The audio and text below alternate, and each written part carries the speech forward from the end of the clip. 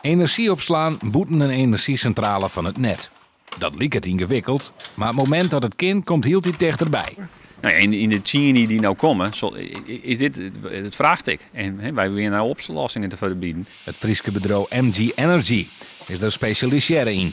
Een belangrijke factor binnen deze accu's. Van lithium. Dat is een soort metaal. Want energie opslaan, dat biedt een soort voordeel. Huske bijvoorbeeld in Noorwegen in de bossen die zelfvoorzienend wordt.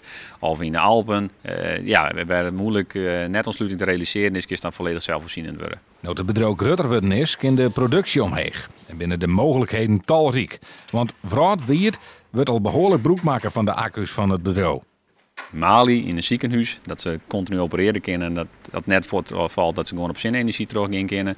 We hebben van een beurs in Mexico accu's leverd. Solarteams hoe de wereld. We hebben ook een project in Italië opleverd van een superjacht, wat muze-accu's vaart. We zijn bezig met accu's leveren, waar converters leveren van een solar vliegtuig.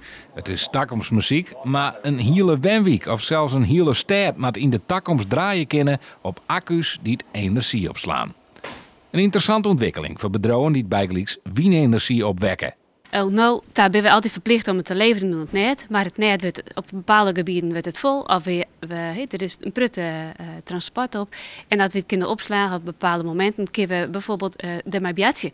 Dus we kunnen opslaan en op het moment dat we het nodig hebben, kunnen we het weer opzetten op het net. Op die manier is het meer sturen.